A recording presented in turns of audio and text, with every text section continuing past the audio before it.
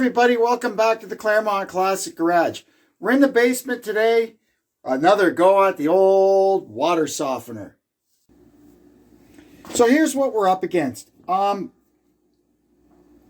Years ago, when this thing was on that side of the wall, as it was installed, when I wanted to bring it in here, I didn't realize, or I was too stupid, I can't remember what happened, that these two tanks come apart by pulling these pins in this strap. So I tried moving the whole thing, and I cracked this. And it was never really a problem. I can't remember what I did. I fixed it with some super glue, or I did something, and for years and years and years it never leaked. But since we did the job a few weeks ago when we changed the resin in that, it has started leaking again. So we got a new piece that's not cracked. So today we're going to change this. And while we're in there, I'm going to break it before I start. And while we've got the thing apart, I'm also going to take the control head apart because it's had a couple of kind of stuttery episodes. And I kind of wonder if when we change the resin, a few of the little beads may have gotten into the valve. So we're just going to take this all apart, make sure it's clean, and go from there. So let's get started. First thing we have to do is put her in bypass. Then we got to relieve the pressure. While the pressure's bleeding off, we're going to remove the pins that hold this thing together.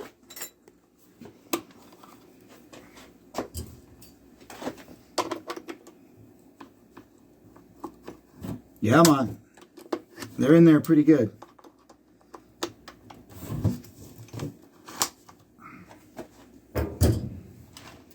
There we go.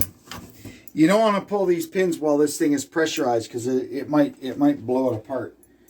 Anyway, this is nice, eh? All stainless steel so it doesn't rust. Because there's anybody that lives up north see what the mixture of salt and water does to your car. Or I guess anybody that lives near the ocean, just as bad. Okay, so what we're going to do first is pull this manifold off of here. And sometimes you have to get in there and just help it a little bit. So we just get in here with a scraper and gently pry these things back. You want to be really careful because it's plastic, and now it's 20-year-old plastic, so it's probably kind of brittle, and you don't want to break it. So you work them out easily until they're free, and you'll get a little water out, so be ready for that.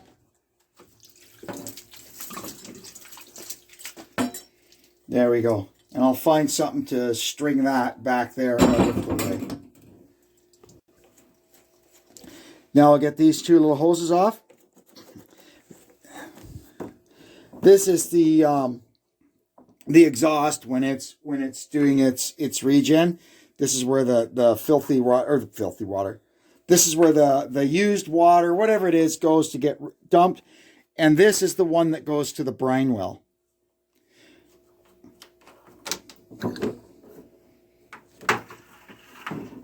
Now, we've got that off. Now we can gently pull this apart. So we'll work on this part first. So now what we're going to do is get this thing out of here.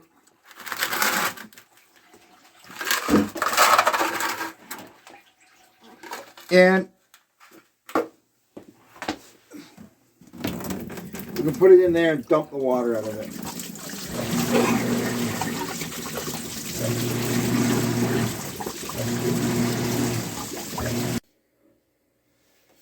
All right, now we're going to stick a piece of hardwood dowel in here and just give it a little, and out it comes. If yours has never been unscrewed before, you might want to get a ratchet strap and ratchet strap it to a pole like this because the O-ring here can get pretty stuck on. But this one is okay. So here's what we got to do now. We got to get this thing up, and we have to get this tube. This tube is what we have to get out. The crack is really hard to see, but it's right there. I can just catch my fingernail on it. I'm going to try and get it to, you can see it maybe open up a tiny, there you go. See, there's our crack. Next thing we have to do is swap the standpipe over to our new manifold, and it's just twisted in. There's a little bit of an O-ring seal in there. We'll just lubricate it just with the water on our finger. That's fine. And in she goes. Now I'm going to put a little dish soap on this O-ring, and we'll tighten this down into there. All right, we've got our standpipe in and our O-ring lubed up. So you just kind of feed that down into as close to the middle of the media as you can. And this should just screw in. You don't want to cross thread it though. There we go.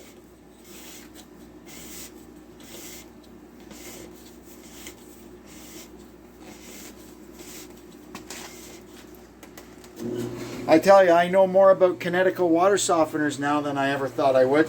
And then we'll just make sure it's tight. Now, you don't want to put your dowel in and tighten it like this, because you'll be putting a lot of strain on that and we'll end up with another crack. So we're going to put it in this side and push on the center of it where it's strong.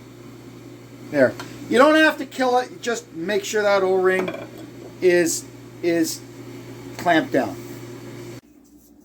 Now we're going to put a little soap on the connector pipes. Pop them back in. Now we'll join these back together. You just got to be careful. We don't want to crack it again. There we go. And you'll feel it when it's home. And it's good and solid sitting there on the floor. Perfect. Now we'll put this this thing back through our tie bar.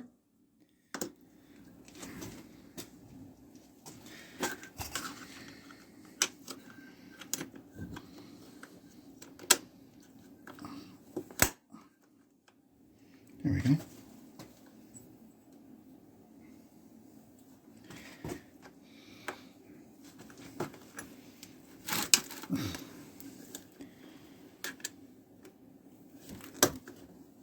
There we are.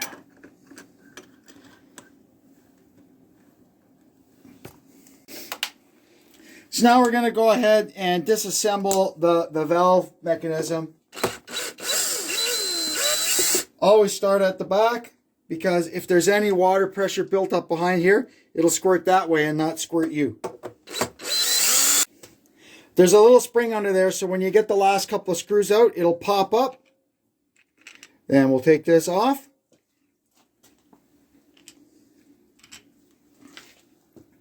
And there's the little spring and everything under there. So now we're going to take out the metering disc.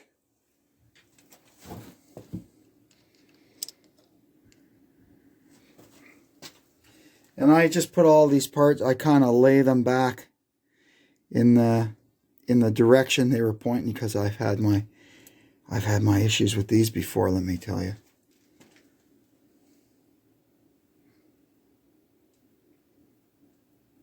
There's that guy. And then this guy comes out.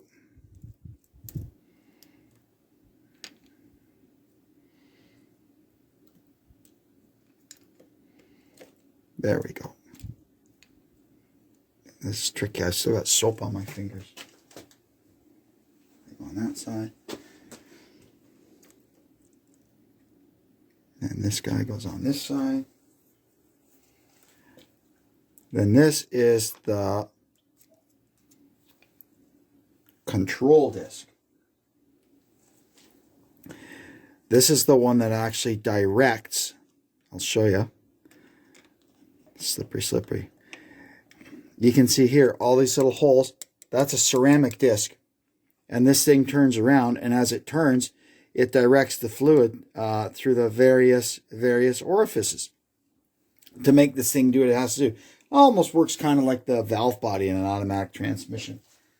Now we will take these screws out. I'm not saying there's something wrong in here. I just want to double check that there is not something wrong in there. I've had it before where it's got one little tiny piece of crud in it and it's bunged up the whole works.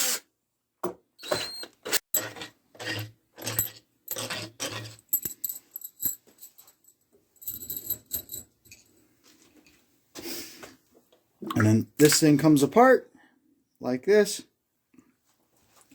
Now you'll see on the back side of this, here's all the little water wheels that turn. And if you can see those little gears going around there. And that's what counts and operates the little cams. Those things, it's really hard to see, but these gear sets, these are tiny little eccentrics. And when those eccentrics turn around, these little arms, they just slightly go like this, and that's what advances the wheels. So now this piece comes off. Another seal. These are all permanently attached. It's like silicone, so there's no gaskets or anything to worry about in this. And it's all doweled and pinned, so you can't put it together wrong. Now, here, these are the little valves that control what it's doing, right? Whether it's going to let one tank or the other open or close or do the regen. So that all looks pretty good.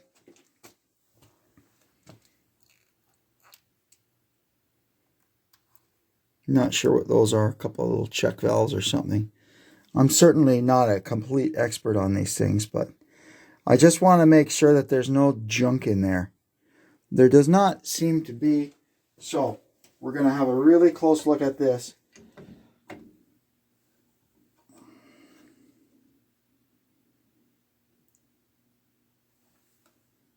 You see that? That literally. Oh, now that is totally my fault. That is a piece of Teflon tape. So, when you're using Teflon tape on these things, make sure you use it correctly, unlike how I did. Or don't use it at all. Maybe use plumber's dope.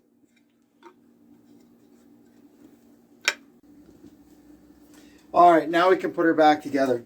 So you can see here, here's our guide. These two things go over those two things. And there's probably, I wouldn't doubt, there's a little dowel pin there. And there's the hole for it right there. So you can only put this on one way. It says here. There it is. Okay? Now, next goes on this piece. Again, it has a dowel. Oh, here we go. Just like that. That goes on. Oh, make sure this little filter is clean. Not sure what it filters, but it must filter something.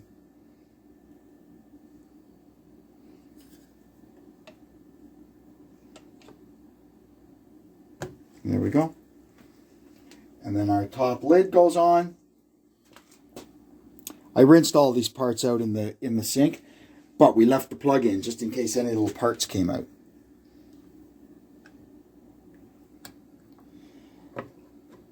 Again, that has dowels to make sure it only goes one way. So we'll put all the screws in and just gently wind them down with the driver. So to put them back, we've set the clutch on the drill to pretty light.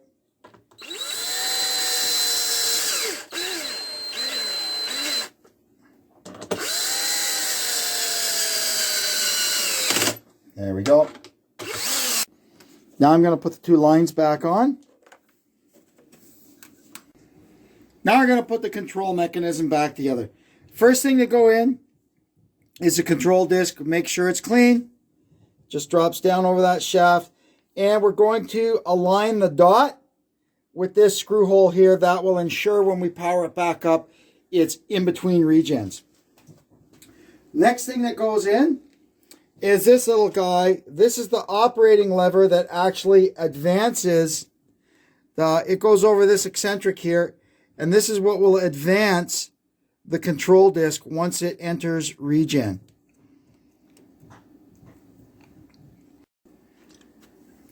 This little piece is going to go in next. See that little spring points this way? And this is the detent for the control disc. It holds the control disc in place until the metering disc comes around and unlocks it, which allows the control disc to start turning. And that's what enables your regen. Now, this guy goes in here. Now, you know what? We're going to put I think we've put the meter disc in now.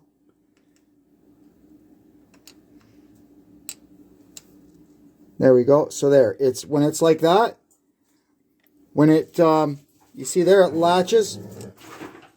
It's in between regens. Now this is going to go in. This is the detent for the meter disc. And it's got a little spring attached to it.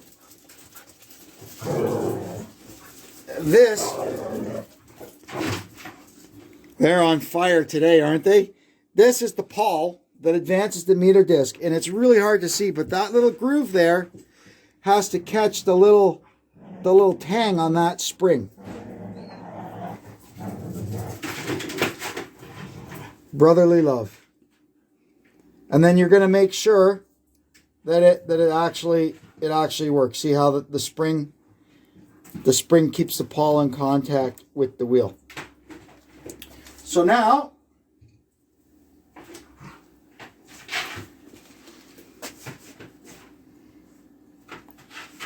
we've got an O-ring, and then this goes in there like that.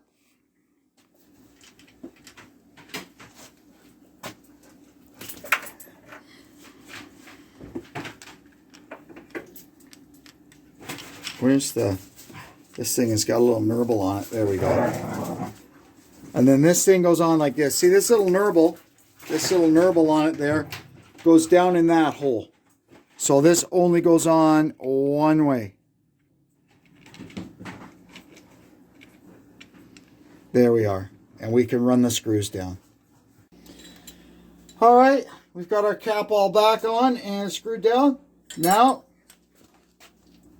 a little dish soap on this manifold, and we stick her back in there.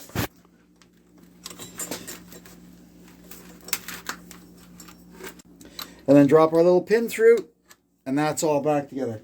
So now we can put the water back on. I'm going to open this tap here because there'll be a bunch of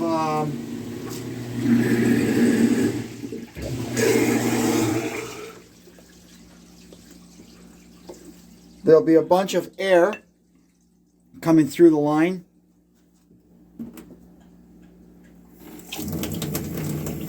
So we're going to close the bypass and open the path through the softener.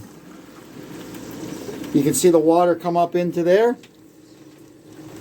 and it's flowing because this thing was, remember we drained all the water out of this cylinder, so once it kind of equalizes, we're going to initiate manual regen. And then once the pointer gets around to there, we'll initiate another one.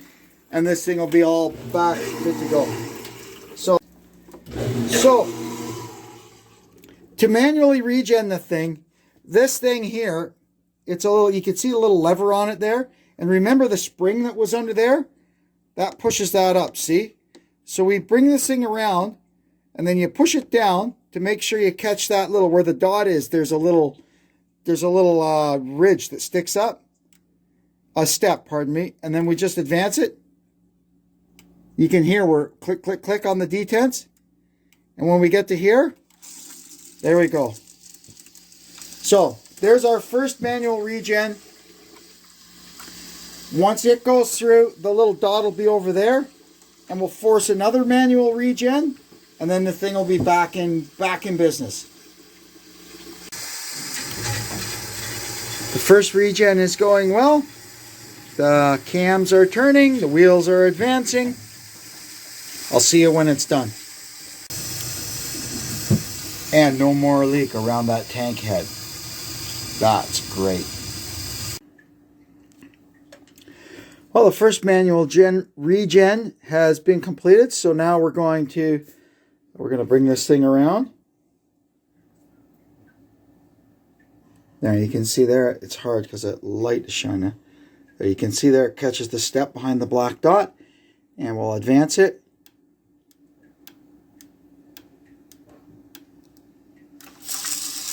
And there we go.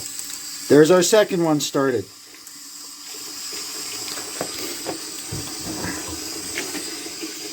Salt level is good.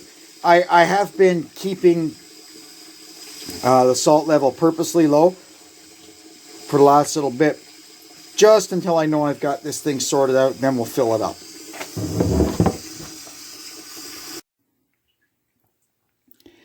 Our second manual regen is done. Double check. We're good there. There's water I can see in there. And so long as the salt is kind of above the water, you're good. So let's go upstairs and test it. And then I'm going to keep testing it every day until it's done 2 auto regens. And then we'll know. We made it to our first auto regen with soft water all the way. So now it advanced all the way around and the little black dot is there again. So we just have to wait to use 240 gallons of water and let it auto regen again. And if the water stays good till that point, we know our problems are over. I'm just so happy it doesn't leak anymore. You can see here, the little dot in the control disc has gone around. So our second auto regen is complete, and we had soft water throughout that entire cycle right till the regen. So that's good. She's all fixed up and working as it should. That all went pretty well, and I'm glad this thing is back working as it should and leak-free. I guess that'll do it for this one. We'll get back out in the shop now and do some shop stuff to show you. Until then, I want to thank you for tuning in. I hope you'll come back and see what we're up to again. And until then, this is Kevin checking out from the Claremont Classic Garage. Thanks and so long.